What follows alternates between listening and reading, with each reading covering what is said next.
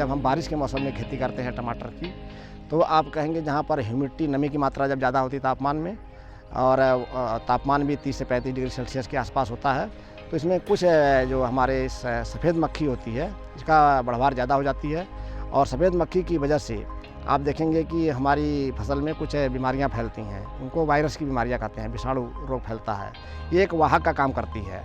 तो ऐसी बीमारियों में आप क्या करेंगे, जो पौधे अगर आपको दिखते हैं ग्रसित, इन पौधों को आप तुरंत ही खेत से उखाड़ करके आप कहीं गड्ढा बना करके उसमें नष्ट कर देंगे। और इस पौधों को अपने खेत में छोड़ना नहीं है, उसकी जगह पे कुछ नए पौधे आप जो आपने नर्सरी में बचा के रखे हैं उनको आप जा करके रोपाई कर देंगे पुनः। तो इस तरीके से इसको करेंगे। और सफ़ेद मक्खी के प्रभाव को रोकने के लिए, ताकि उसके प्रजनन को रोका जा सके, आप सुबह अगर उठ करके देखेंगे जब धूप नहीं आती है उससे पहले सफ़ेद मक्खी सुसुप्त अवस्था में रहती है और पत्ते के नीचे आपको दिखाई देगी। धूप आने के बाद ये नहीं दिखाई देती है, उड़ जाती है। तो आप उसको देख करके भी पहचान लगा सकते हैं। अपने खेत में कई चीज़ों का आपको प्रयोग करना है। ऐसी समस्या आने पर आपको एक पीला चिपचिपा गत्ता आता है जिसको येलो स्टिकी ट्रैप कहते हैं।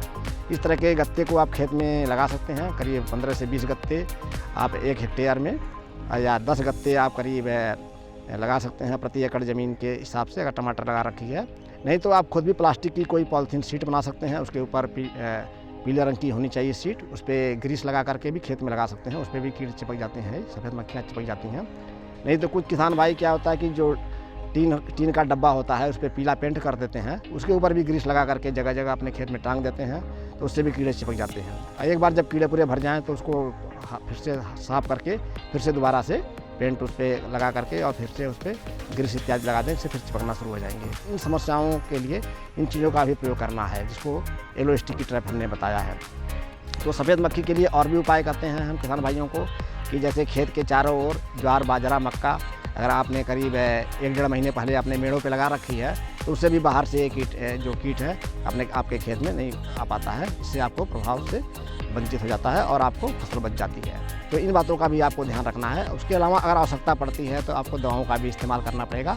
तो इसमें जो दवा विशेषकर से आती है, आपको एसिटामाइप्रिड एक दवा आती है, उसकी करीब 3 से 5 ग्राम मात्रा को 10 लीटर पानी में घोल बना करके आप इसमें छिड़काव कर सकते हैं। उसके बाद दूसरी दवा आती है इमिडाक्लोप्रिड। इसकी भी आप लिक्विड के रूप में होती है। इसकी करीब 5 मिलीलीटर मात्रा को आप 10 लीटर पानी में घोल बनाकर पूरे खेत में छिड़काव कर देंगे तो उससे निदान हो जाएगा। एक आजकल और भी दवा आती है सफ़ेद मक्खी के, इसको फ्लोनिकामिड बोलते हैं। इसको भी आप लगाएंगे तो इससे भी आपको, इसकी ग्रेन्यूल के रूप में होता है, दानेदार होता है। तो करीब 3 से 5 ग्राम मात्रा 10 लीटर पानी में घोल बनाकर इसको छिड़काव कर सकते हो। इन बातों का आप ध्यान रखेंगे तो आपकी फसल बीमारियों से और कीटों से मुक्त होगी। इसके अलावा ये तो हुई बीमारियों की बात। इसके अलावा कुछ बहुत से कीटों से भी आपको समस्या लेनी पड़ती है। विशेषकर से टमाटर में एक फल छेदक कीट होता है।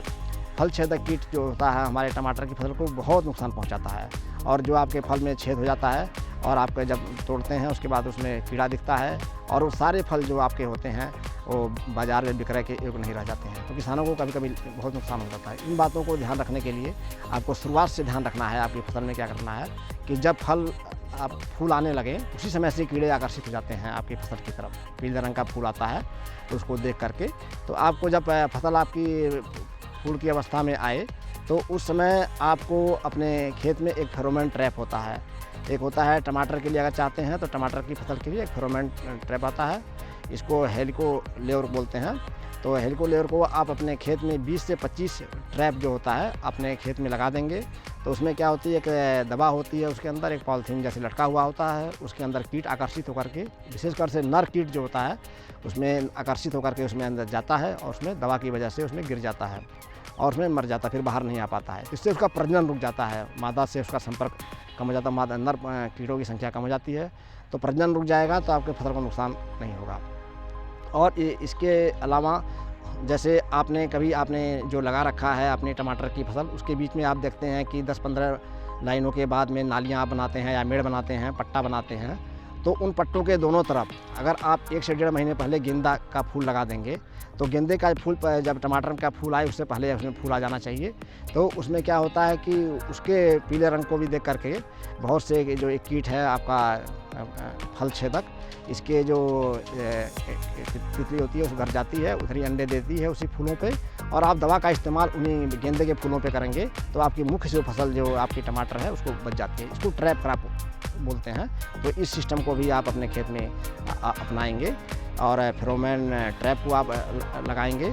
और उसके बाद जैसे आपके खेत में कभी कभी आवश्यकता पड़ जाती है कि आपको दवा का इस्तेमाल करना ही करना है, तो आपको स्पिनोसाइड एक दवा होती है, उसकी करीब वही 3 से 5 ग्राम मात्रा को 10 लीटर पानी में घोल बना करके आप छिड़का देंगे। अगर लिक्विड के रूप में है तो 3 से 5 मिलीलीटर मात्रा को 10 लीटर पानी में घोल बना करके आप इसका छिड़काव करा देंगे, तो इससे आपको काफ़ी निदान हो जाएगा। और विशेषकर से और किन बातों का ध्यान रखना है कि जैसे आपके फल तुड़ाई करते हैं उसमें आप देखते हैं कि बहुत से फल बिक्री योग्य नहीं हैं, कीड़ों से ग्रसित हैं, तो ऐसे फलों को आप तोड़ करके इधर उधर न फेंक करके एक जगह गड्ढा बना करके उस मिट्टी के अंदर दबा देंगे, तो सारे जो आपके उसके अंदर लार्वा है या अंडे हैं उसके कीड़ के वो मर जाएंगे, उनका प्रजनन नहीं आगे बढ़ेगा और रुक जाएगा। नहीं तो हम इधर उधर फेंक देते हैं तो उससे कीड़ पुनः वहाँ से निकल करके हमारी फसल में आ जाता है, प्रजनन चालू कर देता है और हमारे पौधों को नुकसान पहुँचाता है।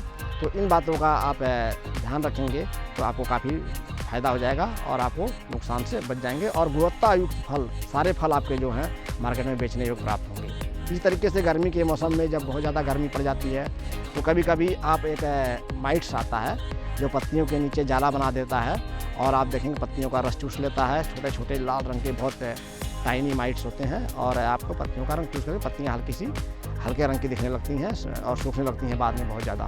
तो अगर इस तरह की समस्या आपको आती है, ज़्यादातर जब गर्मी बढ़ती है तब इस तरह की समस्या आती है, तो ऐसे पौधों को आप चिन्हित कर लें। अगर आवश्यकता हो तो ज़्यादा ग्रसित है तो उस पौधे को उखाड़ करके ही पूरा नष्ट कर दें, ज़मीन में गाड़ दें।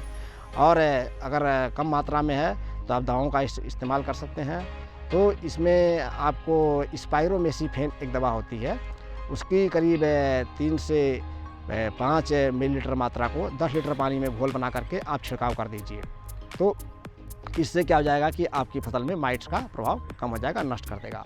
अगर आवश्यकता पड़ती है तो इन दवाओं का फिर से दोहराव कर दीजिए, दोबारा इस्तेमाल कर दीजिए और आपकी फसल काफ़ी उससे प्रभाव से बच जाएगी। तो इन बातों का आप अपने समय समय पर खेती में ध्यान रखेंगे और अपनी फसलों को बहुत निगरानी से रोज़ विजिलेंट रहेंगे, पूरे खेत को देखते रहेंगे। और जितना अगर हो सके कभी कभी कुछ कीट को हम हाथ के द्वारा, कुछ को द्वारा कल्चरल प्रैक्टिसेस के द्वारा भी निराई गुड़ाई करके भी सही समय से उसको नष्ट किया जा सकता है। तो जिससे कि हमारे अगल बगल में भी ये भी देखना है कि कुछ ऐसी फसलें न लगी हों जो बहुत कीड़ों को आकर्षित करती हैं। जैसे मिर्च की फसल पहले से लगी हो कहीं, उसके बगल में टमाटर की कोशिश करें ना लगाएं। भिंडी की फसल लगी हो या आपका आलू लगा हो तो इन फसलों से दूरी रखें और इनके साथ क्रॉप रोटेशन भी करें। अगर इन तरह की फसलें आपने लगाया है तो इनको क्रॉप रोटेशन करें। जिसमें टमाटर की फसल आपने या इस तरह की सोलेनेसियस वर्ग बोलते हैं, इस वर्ग की आपने कुल की अपने सब्जियां लगा रखी हैं, तो दूसरी बार आपको दूसरे वर्ग की सब्जियां लगाना है। जैसे कुकुरबिट्स लगा लीजिए या आपका गोभी वर्गीय सब्जियों को लगा लीजिए, पत्तेदार सब्जियों को लगा लीजिए। तो इससे भी काफ़ी कीटाणु और जो आपको बीमारी फैलाने वाले कीड़े हैं नष्ट हो जाते हैं कि दूसरी फसलों में वो उनका जीवन अपना पूरा कंप्लीट नहीं कर पाते हैं। तो बहुत सी चीज़ों बातों का ध्यान रखना है। और कैसे ऑर्गेनिक जो खेती करते हैं किसान, उनको कहेंगे कि ट्राइकोडर्मा का हमेशा बीज का शोधन करें। ट्राइकोडर्मा से अपने जो गोबर इत्यादि डालते हैं उसमें ट्राइकोडर्मा का इस्तेमाल करें। उससे भी क्या होता है कि बहुत से कवक वाली जनित बीमारियां जो हमारे खेत में नहीं फैल पाती हैं। इस तरीके से और भी जो हमारे नीम का तेल है, समय समय पर नीम का तेल जो है आप इस्तेमाल करते रहिए, उससे कोई नुकसान भी नहीं होता है किसी को। और आपकी जो फसल है उसमें अगर हफ्ते में या 10 दिन के अंतराल पे नीम का तेल का इस्तेमाल कर देंगे, उससे भी आपको फसल को काफ़ी बचाव हो जाता है। तो इन बेसिक चीज़ों को भी आपको ध्यान रखना है, जिससे आपका फसल ज़्यादा से ज़्यादा आपका सुरक्षित रहे और ज़्यादा से ज़्यादा उत्पादन लग सकें और गुणवत्ता उत्पादन ले सकें, तो आपको ज़्यादा मुनाफा होने की संभावना है।